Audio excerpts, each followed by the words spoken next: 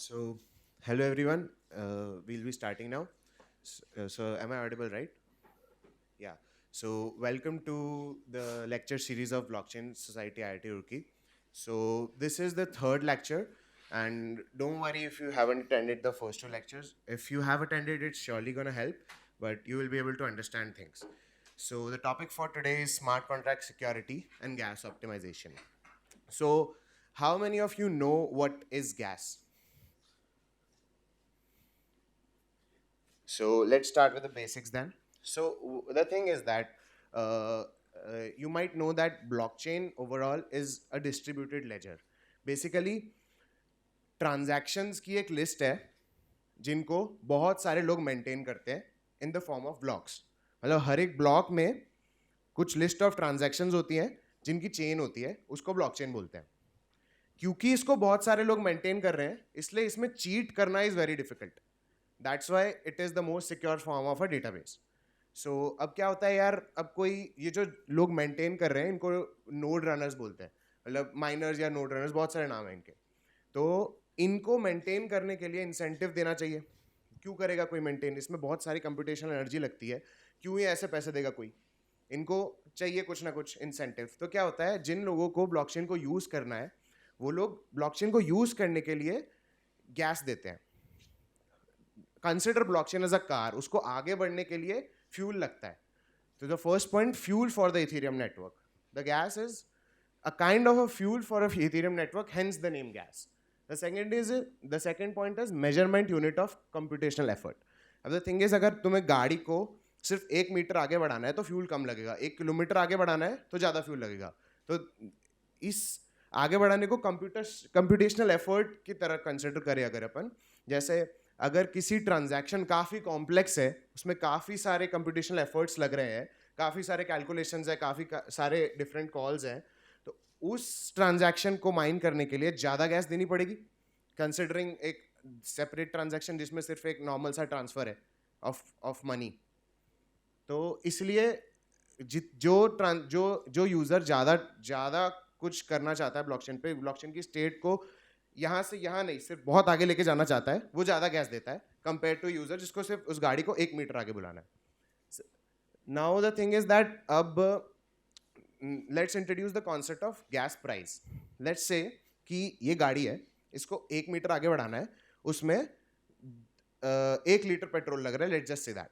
तो अब कोई यूज़र, दो यूज़र्स है जिनको गाड़ी को 1 मीटर आगे बढ़ाना है. तो एक यूज़र को अपने हिसाब से आगे बढ़ाना है, दूसरे यूज़र को अपने हिसाब से आगे बढ़ाना है. अब एक यूज़र 80 रुपीज़ पर लीटर देने को तैयार है, दूसरा यूज़र 90 रुपीज़ पर लीटर देने को तैयार है. तो माइनर को ज़्यादा इंसेंटिव 90 रुपीज़ वाले की ट्रांजैक्शन में है. तो वो that there is the concept of gas price. The 90 rupees is gas price over here. तो जो यूज़र अपनी ट्रांजैक्शन को पहले ब्लॉकचेन में इंक्लूड कराना चाहता है, he will pay more gas price, सो उसकी ट्रांजैक्शन पहले आ जाए. This is the basic concept of gas. समझ आया होगा शायद. So let's move forward. अब क्या होता है यार, ये रिसेंटली तो नहीं, काफ़ी टाइम से ये प्रॉब्लम चल रही है. Gas prices have become more expensive even for smaller, मतलब कम कंप्यूटेशनल एफर्ट के लिए भी. That is because of unoptimized code. तो हेयर एन एग्जांपल, ये काफ़ी कॉम्प्लेक्स ट्रांजैक्शन थी, लेकिन इसमें गैस लगी है $228. मतलब बेसिकली तुम्हें 18 रुपीज़ तुम्हें देने पड़ रहे हैं सिर्फ ब्लॉकचेन पे एक ट्रांजैक्शन माइन कराने के लिए. ये कोई करेगा ही नहीं. तो इसलिए ब्लॉकचेन पे जब भी तुम अपना कोड लिखते हो, स्मार्ट कॉन्ट्रैक्ट्स लिखते हो, उनमें काफ़ी इंपॉर्टेंट है कि तुम ऑप्टिमाइज्ड कोड लिखो, ताकि यूजर्स जब उसको यूज करें उनको पैसे कम देने पड़े. ये $228 को $1 में कन्वर्ट किया जा सकता है सिर्फ ऑप्टिमाइज्ड कोड लिख के. That's why gas optimisation is really important. So let's start with the basics of gas optimisation. कैसे अपन कोड ऐसा लिखें कि गैस ऑप्टिमाइज हो जाए. सो अब let's discuss basic overview of EVM. जिन लोगों ने पिछले लेक्चर अटेंड किया होगा उनको ईवीएम के बारे में काफ़ी डेप्थ में नॉलेज होगी. सो बेसिकली ईवीएम का फुल फॉर्म होता है इथेरियम वर्चुअल मशीन. सो इथेरियम एक बड़ी सी मशीन नहीं है. इट्स लाइक बहुत सारे लोग अपनी अपनी नोड्स रन करते हैं. तो इस पूरे, मतलब बहुत सारे कंप्यूटर्स का मिक्सचर है, लेकिन वो एक एक फिजिकल चीज नहीं है, it's not a big machine की इसको इथेरियम कहते हैं, इसलिए इसको पूरे इकोसिस्टम को जो चलाते हैं उस पूरे इकोसिस्टम को इथेरियम वर्चुअल मशीन के नाम से बुलाया जाता है. तो अब इसमें डिफरेंट डिफरेंट चीजें होती हैं डेटा स्टोरेज के हिसाब से. Let's start with the first one which is memory. Memory versus storage, memory storage को साथ में ले लेते हैं. So something which is stored on the Ethereum blockchain is storage.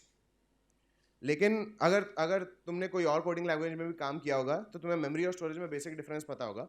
Something which is kinda like जो जो जो इथेरियम नेटवर्क पे स्टोर्ड है that is storage, but something which exist for a short period of time that is memory. और Ethereum के perspective में मैं बताऊं तो स्टोरेज में जो इथेरियम ब्लॉकचेन पे actually data, blockchain is a kind of a database right. तो ब्लॉकचेन पे जो एक्चुअली डेटा स्टोर किया हुआ है वो स्टोरेज में स्टोर होता है, बट जो डेटा सिर्फ ट्रांजैक्शंस के बीच में एग्जिस्ट करता है वो मेमोरी में होता है. तो इट्स लाइक जैसे मैं पर्सन ए हूँ, कोई पर्सन बी है और कोई पर्सन सी है. सो मैंने पर्सन बी को पैसे भेजे एंड पर्सन बी ने पर्सन सी को पैसे भेजे. तो इसके बीच में इसके कोड में कुछ वेरिएबल्स होंगे कि भाई मेरे इसमें बैलेंस कितना था, ये मैंने ब्लॉकचेन से फैच किया, उसको मेमोरी में डाला, फिर उस पर कुछ कैलकुलेशन किया कि इसका आधा मेरे को भेजना है, फिर उसको मैंने भेजा. सो मेरा बैलेंस ब्लॉकचेन पे स्टोर्ड था in the storage, but the computation के टाइम पे जो मैंने वेरिएबल्स बनाए होंगे in the code that is memory. अब ऐसे ही अलग अलग आते हैं, stack, call data, code logs, these are all the ways to store data on the blockchain, जिसमें अलग अलग चीज़ों में अलग अलग गैस लगती है. सो मेमोरी और स्टोरेज सबसे बेसिक है, so we covered that, the rest we might cover in some other lecture. So जैसा कि मैंने बोला कि मेमोरी और स्टोरेज सबसे मेन है. अब लेट्स सी गैस किस में ज़्यादा लगती है, किस में कम लगती है. एक वेरिएबल जो ब्लॉकचेन पे स्टोर्ड है और एक वेरिएबल जो सिर्फ ट्रांजैक्शन के बीच में एग्जिस्ट कर रहा है, उसमें गैस किस में ज़्यादा लगेगी? What do you think? Stored में. और कोई? स्टोर्ड में और कोई?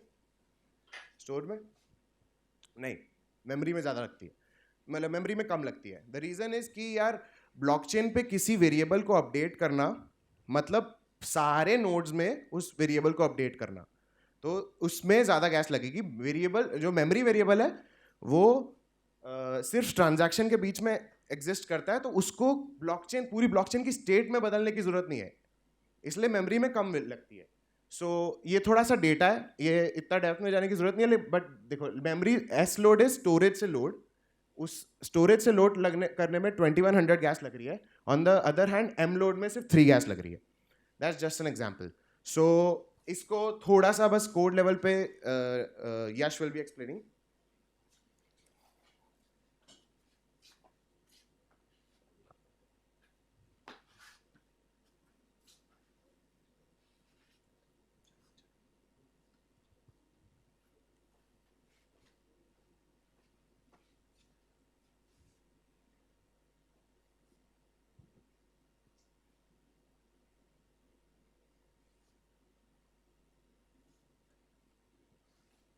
Okay, so hello, I am Yash.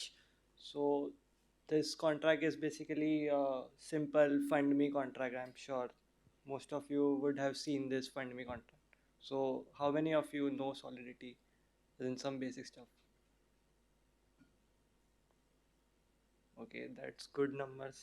So जिसको नहीं भी आता उसको मैं लाइन बाय लाइन एक्सप्लेन कर दूंगा कॉन्ट्रैक्ट.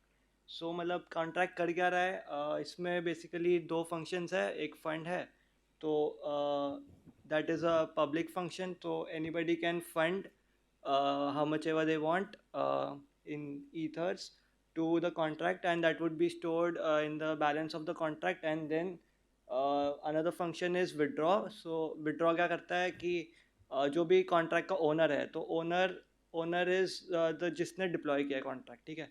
तो कंस्ट्रक्टर में तो हम ओनर को इनिशियलाइज करेंगे जिसने डिप्लॉय किया है. तो विड्रॉ फंक्शन ये करता है कि ओनर जो भी कॉन्ट्रैक्ट का बैलेंस है वो ओनर के पास आ जाएगा. तो बेसिकली ये दो फंक्शन इम्प्लीमेंट किया है. So the first line is just version depict करता है. एरर तो I tell you later what is error.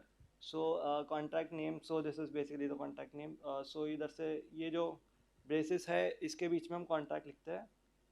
तो so now these variables, these are storage variables as explained. तो सारे स्टोरेज नहीं, ये इम्यूटेबल है. जो आई ओनर है ये इम्यूटेबल है, बाकी दोनों स्टोरेज वेरिएबल्स है. So immutable variables are basically which are initialise only once in the constructor of the contact. So ये कंस्ट्रक्टर है, यहाँ पे हमने आई ओनर को इनिशियलाइज किया है message डॉट सेंडर. तो message dot sender is the address जिसने डिप्लॉय किया है. और मॉडिफायर तो इट इज़ जस्ट, मॉडिफायर को ऐसे कंसिडर कर सकते हैं कि the code written between those brackets will be implemented. So modifier basically हम फंक्शन को फंक्शन में यूज़ करते हैं. तो जो वो 2 लाइन लिखी है मॉडिफायर के ब्रैकेट्स के अंदर, वो तब फंक्शन में जब हम मॉडिफायर स्पेसिफाई करेंगे तो function the block of function उस चालू होने से पहले वो लाइन्स रन होगी. तो मतलब मैं और एक्सप्लेन करूँगा जब जा यूज़ किया है. तो ये फर्स्ट फंक्शन है फंड. सो पेएबल मीन्स कि इस पर हम मैसेज डॉट वैल्यू कुछ होगा और वो कॉन्ट्रैक्ट के पास जाएगा. तो इसके लिए पेएबल इसको डिक्लेयर किया है. तो ये जो एड्रेस की एरे है एज फंडर्स, तो इसमें जो जो जो जिन जिन लोग एड्रेसेस ने फंड किया है तो वो सब इसमें स्टोर्ड है. और ये मैपिंग डिफाइन किया है एड्रेस टू अमाउंट फंडेड. तो इसमें की मैपिंग इज़ की वैल्यू पेयर. सो जब हम एड्रेस इसमें डालेंगे तो अमाउंट फंडेड बाय द जिसने भी फंड किया है वो हमें मिलेगा इससे इस मैपिंग से. सो द फंड फंक्शन, इसमें तो पहले मैसेज डॉट सेंडर वो है जो फंड कर रहा है अभी करेंटली. तो हम मैपिंग में वो ऐड कर देंगे वो कौन फंड कर रहा है और कितना फंड कर रहा है. और हम जो मैसेज डॉट सेंडर है उसको हम फंडर्स एरे में भी पुश कर देंगे. तो यही है बेसिकली फंड फंक्शन. बस हम फंड्स ले रहे हैं यूज़र से और उसको कॉन्ट्रैक्ट बैलेंस में ऐड कर रहे हैं. तो मैं रन करके दिखाता हूँ फंड फंक्शन.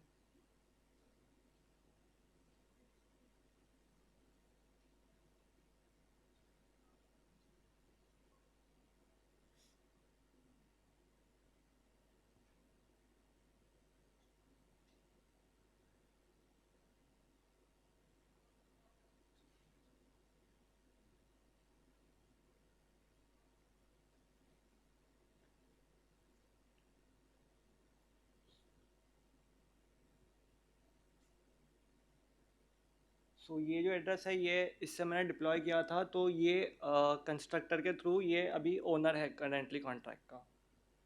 तो जो अब मैं ओनर से ही मैं ये जो वैल्यू है इसमें हम स्पेसिफाई करेंगे कि हमें कितना फंड करना है. तो इसमें अभी मैं 1 ईथर डाल रहा हूँ. तो ये ट्रांजैक्शन हो गया है अभी 1 ईथर. इधर contract balance is also updated with 1 ether. अभी कोई दूसरा user, now this is the second user, तो इसने 2 ईथ्स फंड किए. Contract balance is 3 eths. तो basically this is how fund function works. Now the second function is withdraw. So इसमें आता है basically how you will optimise gas. So withdraw के 2 functions मैंने बनाए हैं, एक नॉर्मल है और एक चीपर है. तो एक ज़्यादा ऑप्टिमाइज है और एक प्रोबेबली लेस ऑप्टिमाइज. सो जो ये वाला फंक्शन है इस पे हम डायरेक्टली स्टोरेज वेरिएबल्स पे हम अपडेट कर रहे हैं, लोड कर रहे हैं और स्टोर कर रहे हैं डायरेक्टली स्टोरेज पे. सो स्टोरेज पे हमने देखा कि ऑपकोड्स पे it is very much, it cost very too much gas. So ये एक बेसिकली फॉर लूप है. तो ये फंडर्स इंडेक्स एक काउंटर वेरिएबल है. I am sure you might know what is counter variables. तो हम बस इस काउंटर को 0 टू लेंथ -1 तक रन कर रहे हैं. और जो भी एरे में जो फंडर्स है और मैपिंग में है, तो मैपिंग में हम ज़ीरो कर रहे हैं कि जो भी अगर किसने वन नीड फंड किया है तो उसको ज़ीरो कर रहे हैं, क्योंकि हम विड्रॉ कर रहे हैं अब। तो हम फिर इस एरे को भी हमने इन ज़ीरो से इनिशियलाइज कर दिया है। तो अभी सब मैपिंग सब खाली हो गई है, मैपिंग में सब ज़ीरो हो गए और एरे भी इनिशियलाइज टू ज़ीरो है। और फिर इसके बाद हमने ये ट्रांजैक्शन रन किया है, तो इससे जो ये इससे ओनर के पास जो भी कॉन्ट्रैक्ट बैलेंस है, एड्रेस डिस्टॉर्स balance is the contract balance, current contract balance. तो all the deposited ether in the contract will go to the owner of the contract. Uh, so basically withdraw function can only be called by the owner, so only owners is the modifier. तो basically इसमें क्या होगा, ये जो lines है, ये if statement है, this would run before the this part. तो basically this is how modifiers work. तो मेन फंक्शन शुरू होने के पहले जो मॉडिफायर में जो स्पेसिफाइड कोड है वो पहले रन होगा, उसके बाद मेन होगा। तो बेसिकली ओनली ओनर्स मॉडिफायर क्या कर रहा है, it is checking who is calling the function. So message dot sender is equal, if it is not equal to the owner of the contract, then it would revert, so transaction revert हो जाएगी। So withdraw function is can only be called by the owner of the contract.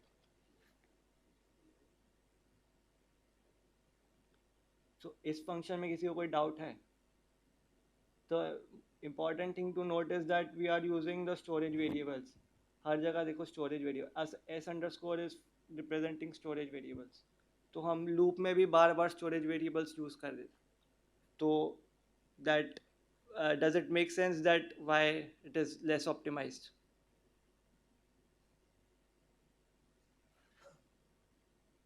तो ये जो दूसरा function है ये almost similar ही है, बस इसमें हमने जो एरे थी फंडर्स की, उसको हम पहले ही लोड कर रहे हैं और बाद में एक मेमोरी वेरिएबल में स्टोर कर रहे हैं।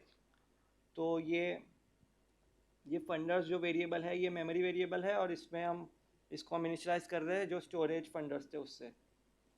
तो और फिर सेम वही प्रोसेस कर रहे हैं, फॉर लूप रन कर रहे हैं, और बाकी सब तो सेम ही है, वही काउंटर बढ़ते जाएगा लेंथ -1 तक, और सारे जो भी मैपिंग्स है उसको ज़ीरो पे कर रहे हैं, और एरे जो एरे है उसको डिफ़ॉल्ट वैल्यू, मतलब length is zero and everything is zero. So फिर ये सब करने के बाद फिर से हमने ट्रांजैक्शन रन किया सिमिलर जो इधर किया था। सो बेसिकली इन दोनों में डिफरेंस यही है कि पहले वाले केस में हमने डायरेक्टली स्टोरेज वेरिएबल्स से यूज़ किया, और सेकेंड केस में हमने स्टोरेज वेरिएबल्स को हमने सेव कर दिया हमारे मेमोरी वेरिएबल्स में, एंड देन हम ऑपरेट कर रहे हैं मेमोरी वेरिएबल्स पे जो भी लूप में रन हो रहा है, और फिर बाद में आंसर एंड में फिर से हम स्टोरेज में स्टोर कर रहे हैं। तो मतलब लूप में बार बार हमें स्टोरेज वेरिएबल्स की ज़रूरत नहीं पड़ रही, हम मेमोरी वेरिएबल्स को अपडेट करते जा रहे हैं, जो भी ऑपरेशन करना है कर रहे हैं, और उनमें एंड में हम मेमोरी वेरिएबल्स से जो भी डेटा है वो हम फिर से स्टोरेज में अपडेट कर रहे हैं।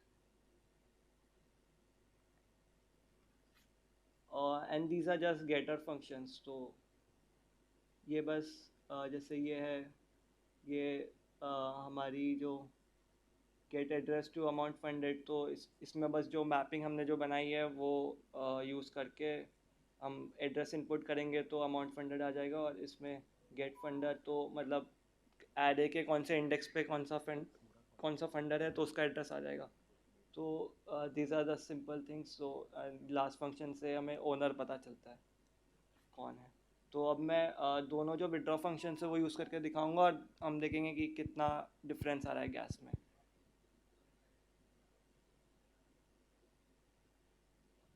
एक और यूज़र का ले लेते हैं फंडिंग।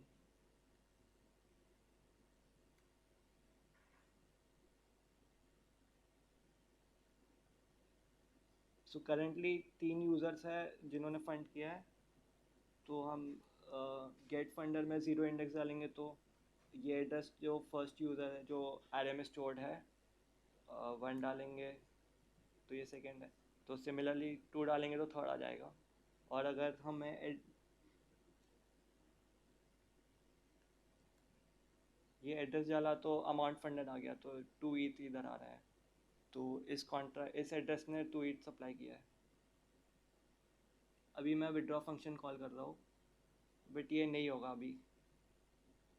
विड्रॉ फेल क्यों होगा, कोई बता सकता है? करेक्ट। सो ओनर कौन है? 787 से स्टार्ट हो रहा है।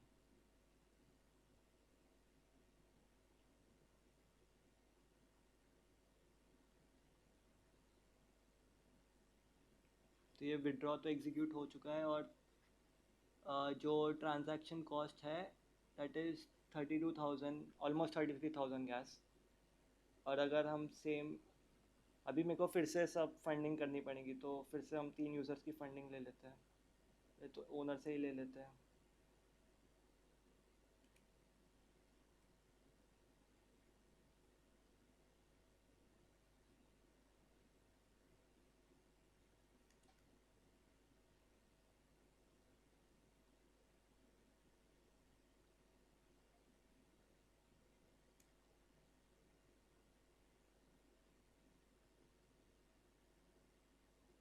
अभी 3 यूज़र्स है करेंटली एज फंडर्स, और मैं चीपर अगेन ओनर।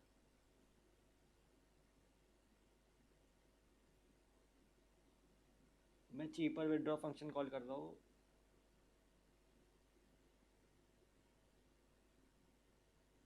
पहले कितनी आई थी?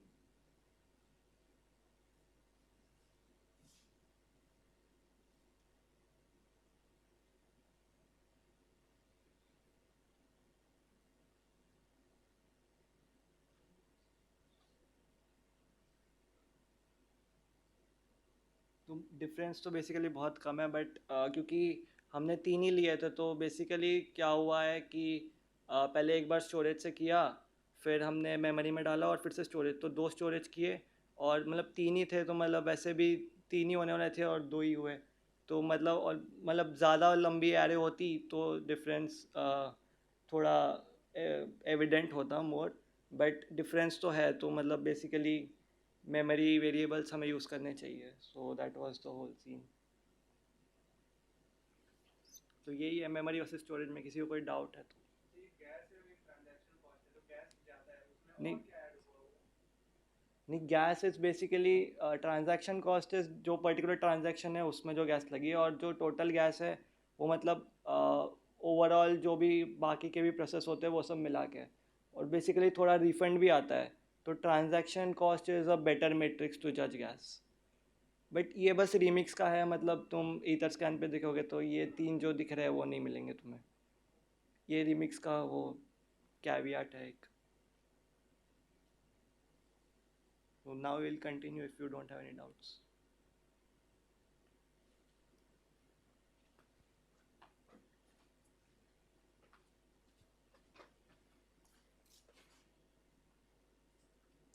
Yes, so using memory variables instead of storage is the first way to save gas.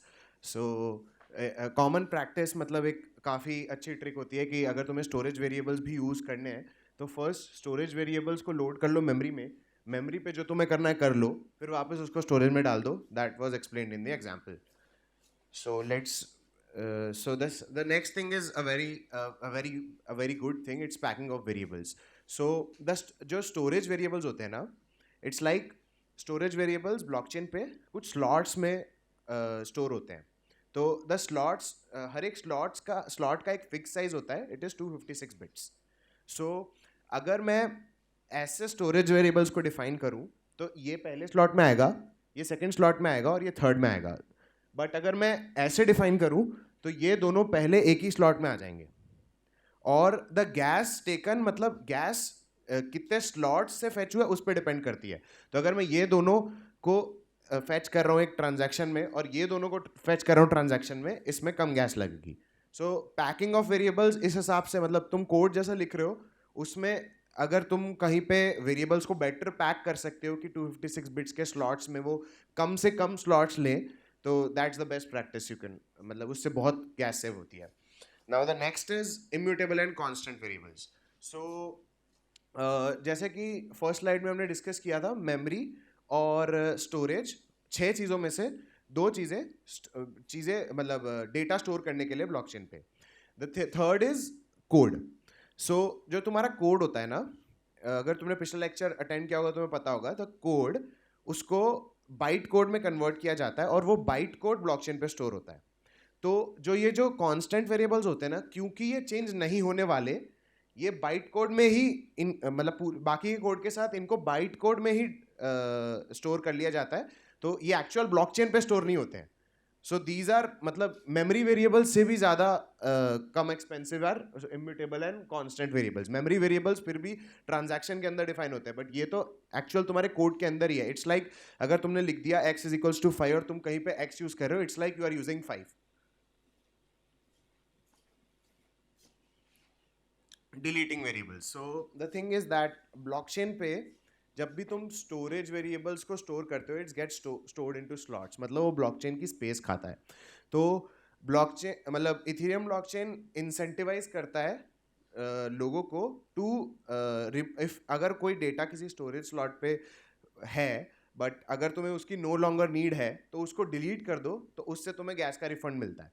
So it's a very good practice. अगर तुम्हारे कोड में मतलब रनिंग कोड में डिप्लॉयड कॉन्ट्रैक्ट में अगर किसी वेरिएबल की किसी किसी कंडीशन के बाद यूज़ नहीं है, तो उस स्टोरेज वेरिएबल को डिलीट कर दो. सो वो काफ़ी हेल्प करता है. सो इसका भी एक एग्जांपल है कोड लेवल पे. It will be explained bye यश.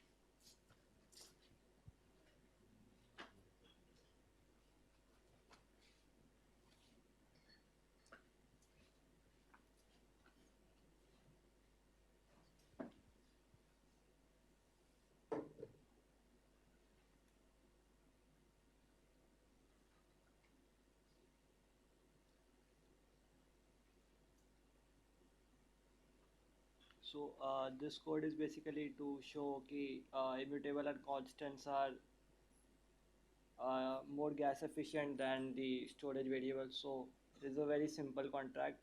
तो इसमें constant defined है capital NUM और एक immutable variable है, और ये बस रिटर्न कर रहा है. इसमें एक स्टोरेज वेरिएबल रिटर्न हो रहा है फर्स्ट फंक्शन में, सेकंड में एक इम्यूटेबल हो रहा है, थर्ड में एक कांस्टेंट हो रहा है. तो इसको डिप्लॉय करके देखते हैं कि इस गैस कैसी आ रही है.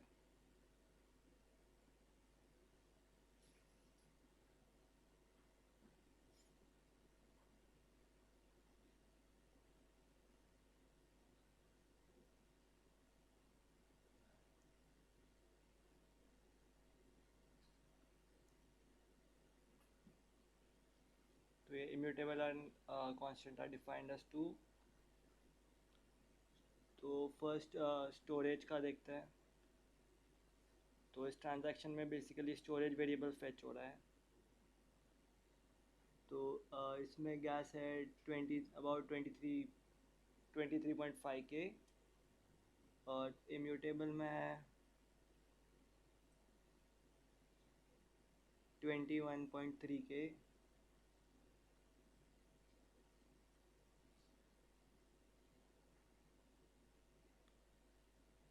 और कांस्टेंट का भी 21.4 है. तो बेसिकली यही है, storage variables are very expensive. So whenever possible, जब पता है कि during the duration of contract कोई वेरिएबल चेंज नहीं होना, तो उसको कांस्टेंट करो, और अगर किसी को कंस्ट्रक्टर में इनिशियलाइज कर सकते हो तो उसको इम्यूटेबल डिफाइन कर दो. एंड द सेकेंड एग्जांपल,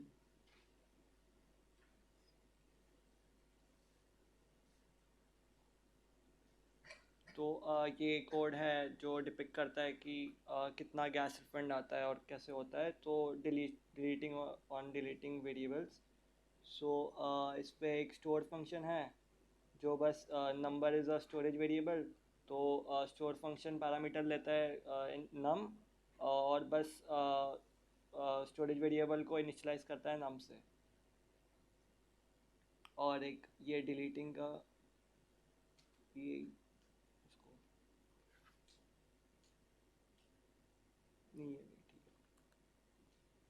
ये बस फेच कर रहा है ये ये नाम को इनिशियलाइज कर रहा है नंबर से, और ये रिफंड का फंक्शन है जिसमें हम डिलीट यूज़ कर रहे हैं। तो हम चेक करेंगे इन दोनों फंक्शन में कि गैस का डिफरेंस कितनी आ रही है।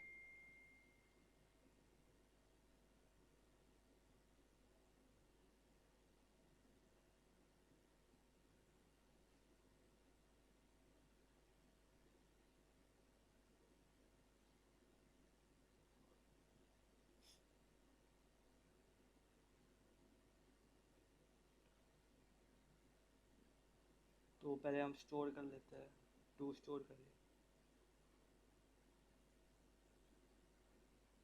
अब ये फर्स्ट फंक्शन कॉल किया है जिसमें डिलीट नहीं हो रहा है वेरिएबल। तो इसकी गैस है 23.5 के। अब फिर से स्टोर किया, अब ज़रूरत नहीं थी।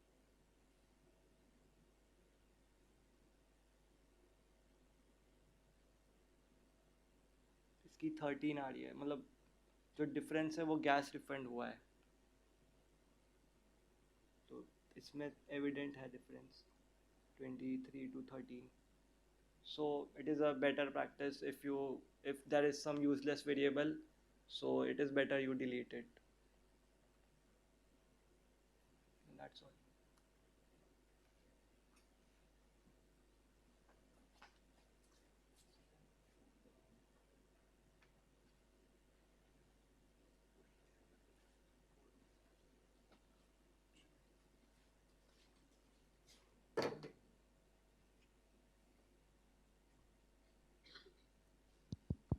हेलो।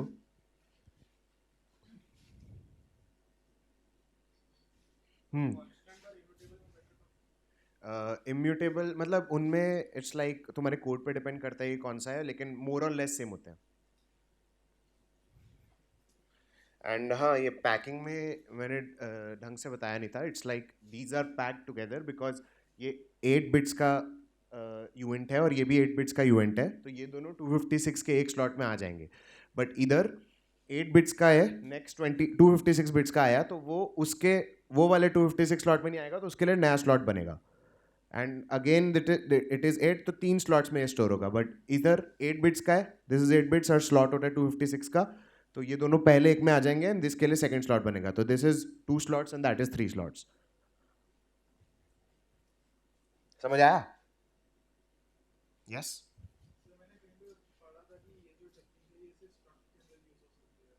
नहीं नहीं, ऐसा कुछ नहीं है, बाहर भी यूज हो सकती है।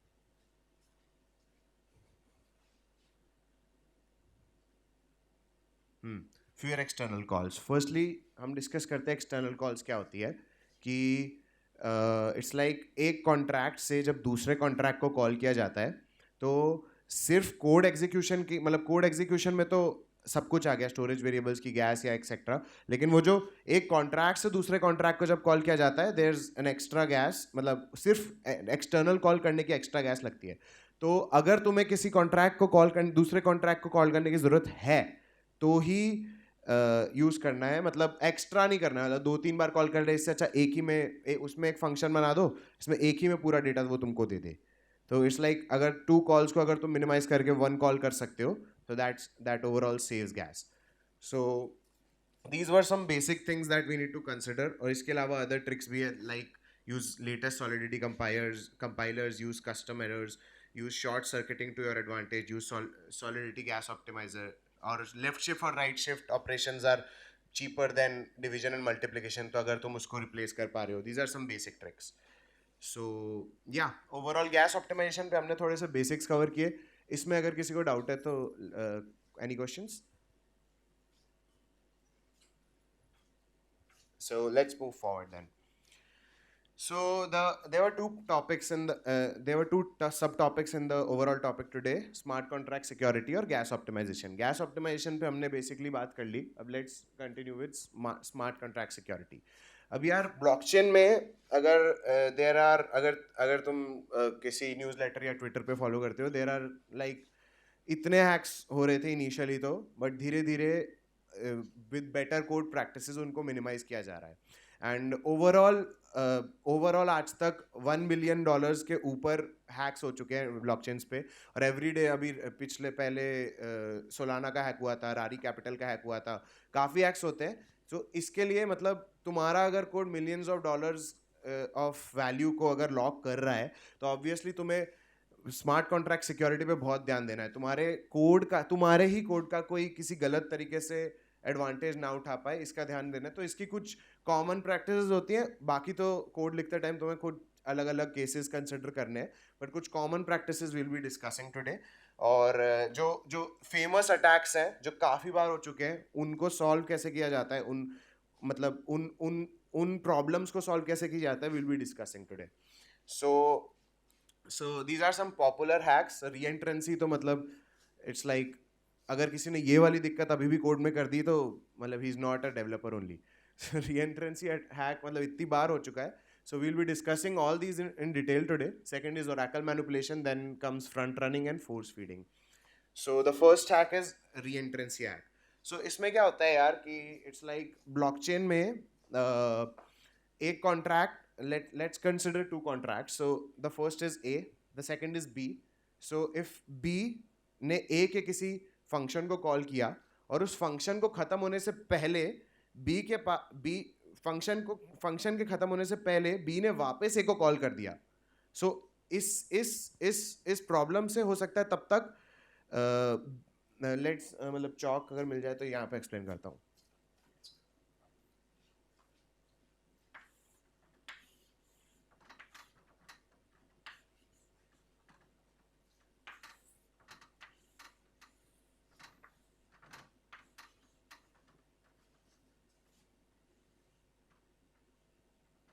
सो दिस इज अ कॉन्ट्रैक्ट. इसको विक्टिम बोल देते हैं एंड इसको अटैकर बोल देते हैं. सो ये विक्टिम कॉन्ट्रैक्ट का एक कोड ब्लॉक है जिसको attacker is calling. So let's say attacker ने ये कोई फंक्शन है, the attacker calls that function and इस फंक्शन की lines of codes are running. So इसके बीच में एक लाइन है जिसमें वापस अटैकर के कॉन्ट्रैक्ट को एक्सेस मिल जाता है to do some other operation. तो अगर यहाँ पे जब एक्सेस में वापस से अटैकर का कॉन्ट्रैक्ट अगर विक्टिम के कॉन्ट्रैक्ट को कॉल कर ले, इट इज कॉल्ड री एंट्रेंसी. तो इससे कुछ वल्नरेबिलिटीज आती हैं जिसको कोड लेवल पे हम और अच्छे से डिस्कस करेंगे, बट और इसको सॉल्व कैसे करना है वो भी हम डिस्कस करेंगे. And so over to you Nirav.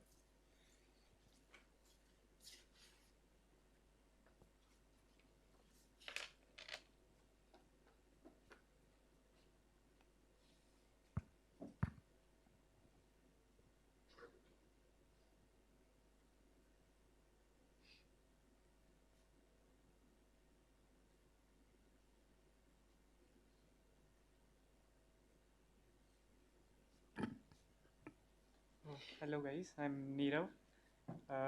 And जैसे कि वैभव ने बताया कि री एंट्रेंसी अटैक होता है, उसी हिसाब में मतलब उसी का एग्जांपल है एक मेरे पास कि मेरे पास एक विक्टिम कॉन्ट्रैक्ट है जो कि कुछ फंड्स ले रहा है और उसमें मतलब एक डिपॉजिट और एक विड्रॉ फंक्शन है. ठीक है, तो डिपॉजिट फंक्शन क्या कर रहा है, जो भी फंक्शन को कॉल कर रहा है उससे जितनी वैल्यू है उसको उस यूज़र की मैपिंग में स्टोर करवा दे रहा है और जो भी वैल्यू है वो कॉन्ट्रैक्ट के बैलेंस में स्टोर हो जाएगी. और विड्रॉ फंक्शन क्या करेगा, जिसने भी कॉल किया तो उसका पहले बैलेंस चेक करेगा, वो बैलेंस कितना है, फिर उसके बैलेंस को उसी को ट्रांसफ़र कर देगा कि मतलब कॉन्ट्रैक्ट से एड्रेस पे चला गया वो. ठीक है, और उसके बाद यूज़र के बैलेंस की जो मैपिंग है उसमें मैपिंग में ज़ीरो कर देगा. ठीक है, अब इसको अटैकर कैसे एक्सप्लॉइट कर सकता है वो देखते हैं. यहाँ पे एक अटैकर कॉन्ट्रैक्ट है, उसमें एक अटैक फंक्शन बना रखा है मैंने. ठीक है, तो मैं अटैक कॉन्ट्रैक्ट में अटैक फंक्शन को कॉल करूँगा 1 ईथर वैल्यू के साथ. ठीक है, अब वो अटैक कॉन्ट्रैक्ट क्या करेगा, अपने विक्टिम फंक्शन को विक्टिम कॉन्ट्रैक्ट के डिपॉजिट फंक्शन को पहले कॉल कर रहा है. ठीक है, उसने 1 ईथर डिपॉजिट किया अपने नाम पे. ठीक है, तो इस कॉन्ट्रैक्ट के एड्रेस पे 1 ईथर डिपॉजिट हो चुका है वहाँ पे. ठीक है, अब उसके बाद नेक्स्ट इसने क्या किया, विड्रॉ ऑल फंक्शन कॉल किया. ठीक है, अब विड्रॉल फंक्शन यहाँ पे देखते हैं विक्टिम वाले कॉन्ट्रैक्ट में। तो जैसे ही अटैकर ने विड्रॉ फंक्शन कॉल किया तो वो क्या करेगा, बैलेंस चेक करेगा जो कि है 1 ईथर। ठीक है, तो ये पॉजिटिव है, तो पॉजिटिव होने के बाद ये इसको ट्रांसफ़र करेगा ये कॉल वाले फंक्शन से अपने अटैकर वाले कॉन्ट्रैक्ट को ये विक्टिम कॉन्ट्रैक्ट जो है ईच सेंड कर रहा है। ठीक है, अब जैसे ही सेंड करेगा तो अपने अटैकर वाले कॉन्ट्रैक्ट को इसको एक्सेप्ट करना पड़ेगा। ठीक है, तो वो एक्सेप्ट क्या करेगा, इसमें कोई रिसीव फंक्शन तो बनाया नहीं है हमने, तो वो जो रिसीव करेगा वो एक फॉल बैक फंक्शन में करेगा। वो फॉल बैक फंक्शन है हाँ ये रिसीव फंक्शन में बेसिकली। तो रिसीव फंक्शन में जैसे ही वो विक्टिम कॉन्ट्रैक्ट से आने वाले ईद को एक्सेप्ट करेगा तो रिसीव वाला फंक्शन का जो कोड है वो भी एग्जीक्यूट होगा। ठीक है, तो वो कोड क्या क्या कह रहा है कि अगर हमारे पास हाँ अगर हमारे पास जो बैलेंस है हमारे कॉन्ट्रैक्ट का वो ग्रेटर देन 1 ईथर है जो कि है अभी, तो फिर से विड्रॉल कॉल करो। ठीक है, तो हमारे पास 1 ईथर बैलेंस है तो ये विड्रॉल फिर से कॉल करेगा। ठीक है, तो अभी हमारा वो जो पहले वाला विड्रॉल था वो अभी फिनिश नहीं हुआ है उसका एग्जीक्यूशन, और उसी के पहले इसने यहाँ पे विड्रॉल को फिर से कॉल कर दिया। ठीक है, तो फिर से विक्टिम पे आ जाते हैं विड्रॉल फंक्शन में। तो इसका एग्जीक्यूशन यहाँ पे थर्ड लाइन तक, लाइन नंबर 15 तक एग्जीक्यूशन पहले हो चुका था, और अब फिर से विड्रॉल फंक्शन इसने कॉल कर दिया है, तो फिर से यहाँ से एग्जीक्यूशन स्टार्ट होगा। ठीक है, तो फिर से वो बैलेंस चेक करेगा। तो ये जो मैपिंग अपडेट हो रही थी हमारी वो यहाँ पे लास्ट लाइन में हो रही थी। ठीक है, तो वो अपडेट नहीं हुई है अभी तक भी, और तो अभी भी जो हमारे अटैकर कॉन्ट्रैक्ट का बैलेंस है वो अभी भी 1 ईथर है। ठीक है, तो फिर से यहाँ पे बैलेंस चेक किया उसने तो अभी भी 1 ईथर था, तो फिर से उसने 1 ईथर सेंड कर दिए। ठीक है, जैसे ही सेंड किया इसका रिसीव फंक्शन फिर से एग्जीक्यूट होगा, रिसीव फंक्शन फिर से विड्रॉल को कॉल करेगा, और फिर विड्रॉल से रिसीव, रिसीव से विड्रॉल, ऐसे चलता रहेगा जब तक कि या तो हमारी ट्रांजैक्शन की गैस लिमिट रीच नहीं हो जाए, और या फिर हमारा जो विक्टिम कॉन्ट्रैक्ट है वो पूरा ड्रेन नहीं हो जाए, उसका बैलेंस ज़ीरो नहीं हो जाए। तो इसका थोड़ा सा प्रैक्टिकल करते हैं। हाँ,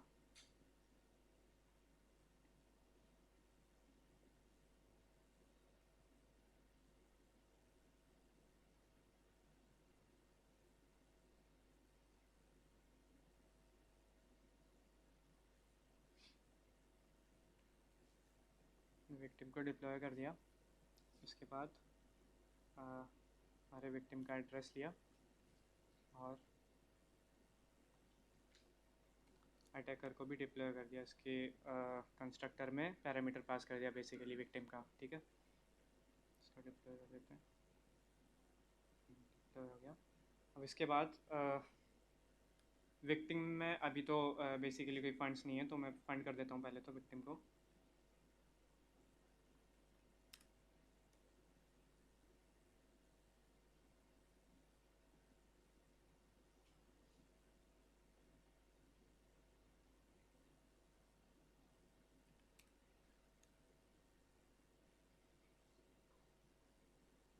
ठीक है, तो इसमें अभी काफ़ी सारा फंड है, 17 ईथर्स हैं कुछ। ठीक है, अब अटैकर में मैं अपना अटैक फंक्शन कॉल करूँगा जो जिसमें वैल्यू मैं पास करूँगा मेरे ट्रांजैक्शन की जो है 1 ईथर। ठीक है, 1 ईथर से अटैक फंक्शन को कॉल किया।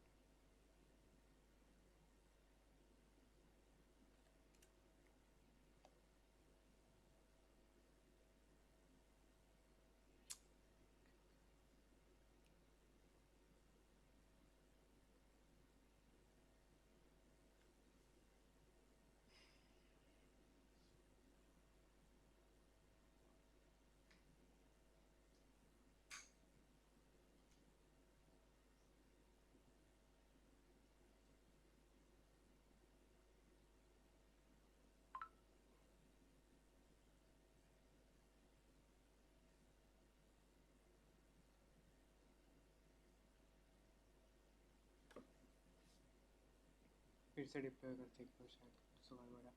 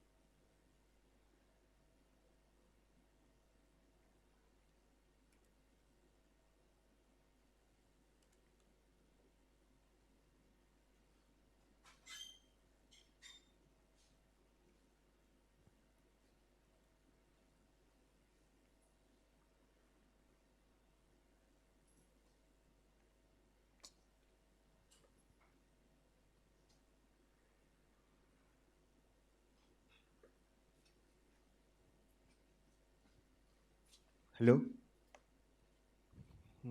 कुछ एरर आ रहा है, so let's not waste much time in debugging it, but I hope सबको बेसिक कॉन्सेप्ट समझ आ गया होगा। पीपीटी खोल दे।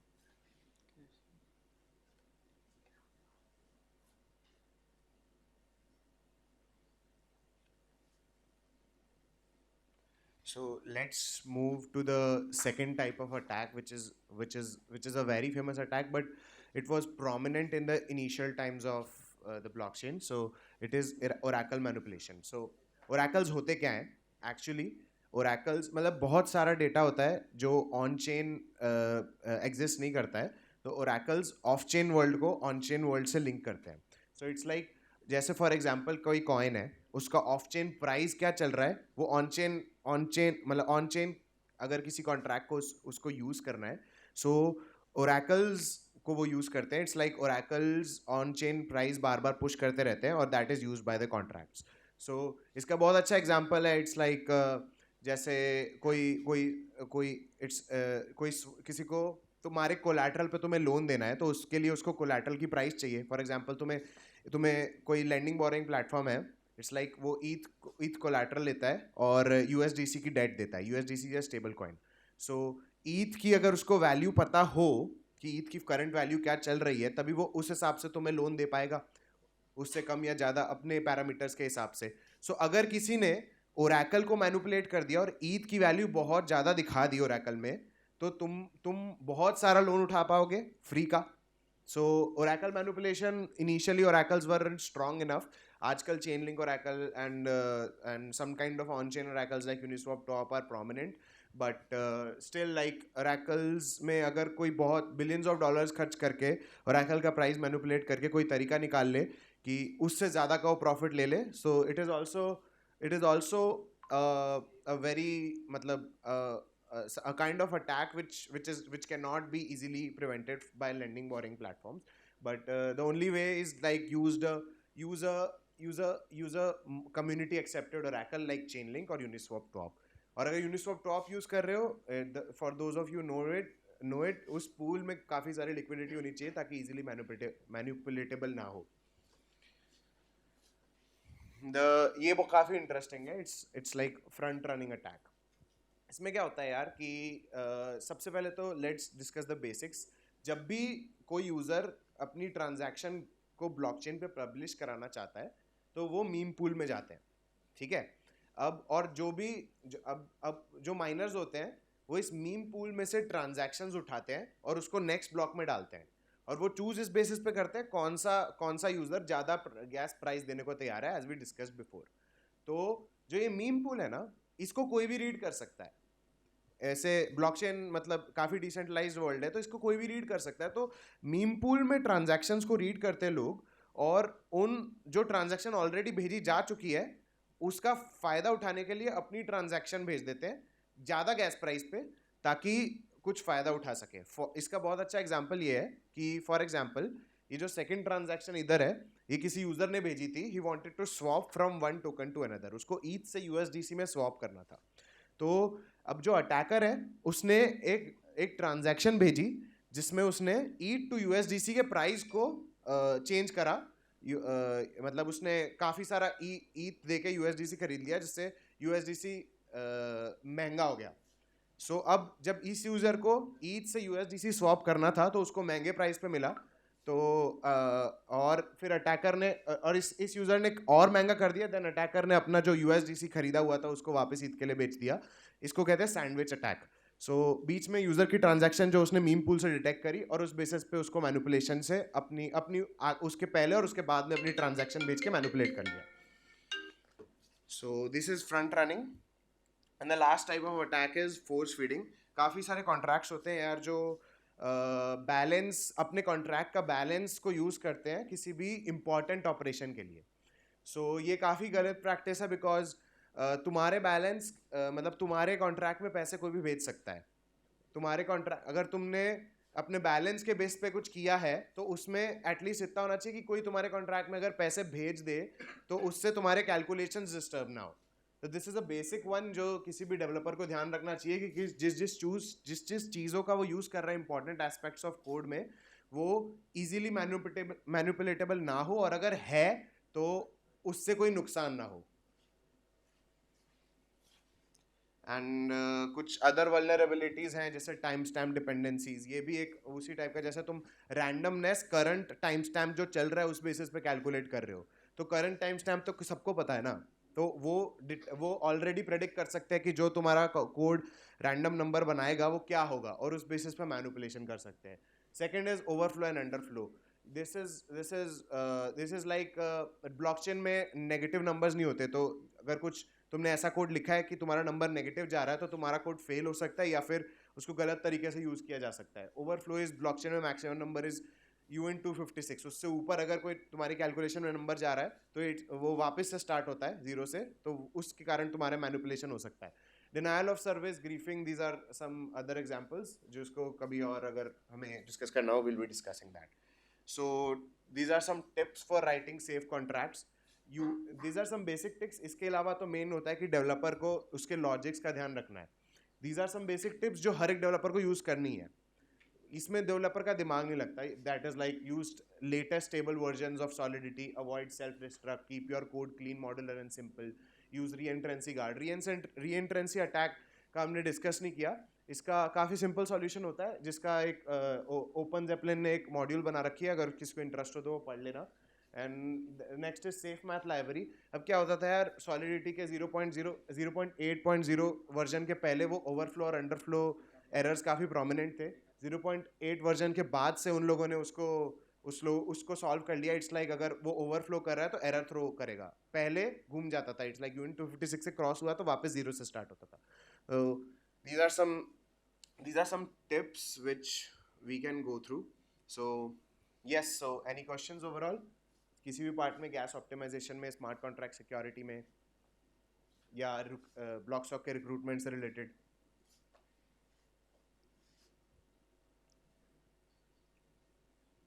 देखो, या तो कुछ समझ नहीं आया, सब समझ आ गया। कौन सा वाला?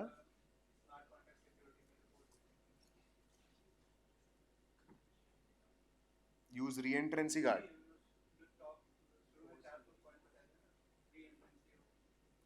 Force feeding. अच्छा, इसमें इट्स लाइक जैसे इस कॉन्ट्रैक्ट में इस फंक्शन को, जैसे इस कोड एग्जांपल से अगर मैं डिस्कस करूँ तो इस कॉन्ट्रैक्ट में इस फंक्शन को तभी यूज़ किया जा सकता था, मतलब this is a basic example, ऐसा भी ये जस्ट समझाने के लिए। इस कॉन्ट्रैक्ट में इस फंक्शन को तभी यूज़ करा जा सकता था जब बैलेंस ग्रेटर था। हो सकता है उस डेवलपर ने ये सोचा कि बैलेंस तो कभी ग्रेटर होगा नहीं, लेकिन इस कॉन्ट्रैक्ट में कोई भी ईथ बेच सकता है मतलब इस कॉन्ट्रैक्ट में रिसीव फंक्शन, लेकिन अगर रिसीव फंक्शन ना भी हो तो 3 तरीके होते हैं ईथ भेजने के, सेल्फ डिस्ट्रक्ट वगैरह, वो that's a different topic. But इस कॉन्ट्रैक्ट में कोई भी ईथ भेज के इसका बैलेंस चेंज कर सकता है, तो उस बेसिस पे मैनिपुलेशन हो सकती है। Anything else?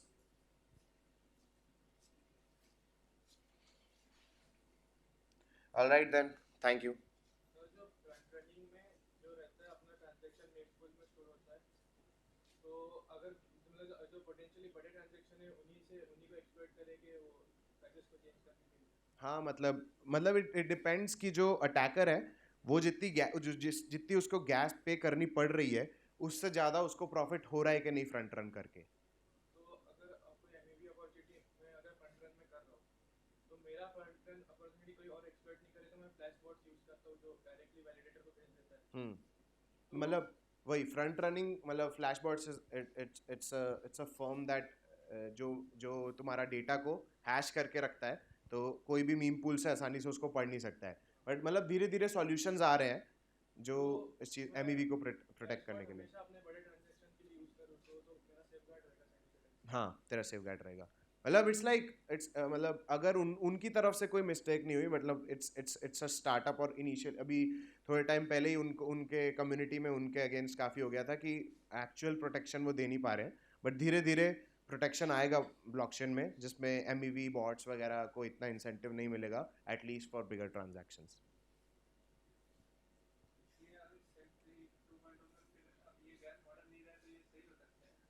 कौन सा? हाँ, अरे मतलब ईट 2.0 में जो दो टाइप की गैस, ईट 2.0 नहीं उसके पहले ही आ गया था, दो टाइप की गैस है, जिसमें एक बेस फी है और एक प्रायोरिटी फी है। तो ज़्यादा बेस फी तो सबको देनी पड़ती है जो बर्न हो जाती है, एंड प्रायोरिटी फी इज अगर तुम्हें अपनी ज़्यादा पहले माइन करानी है तो तुम ज़्यादा प्रायोरिटी फी पे भेजोगे। तो वो प्रॉब्लम अभी तक सॉल्व हुई नहीं है फ्रंट रनिंग वाली। और ईट 2.0 में यार एक्चुअली उसमें पहले से प्रेडिक्ट किया जा सकता है कि कौन से वैलिडेटर को मिलेगा, मतलब प्रोबेबिलिटी के बेसिस पे, नॉट श्योरली। तो उसमें वल्नरेबिलिटीज एक्स्ट्रा ऐड हुई हैं, बट मेरा रिव्यू है कि ईट 2.0 के प्रॉज ही इतने ज़्यादा है कि ये कौन छोटे छोटे हैं।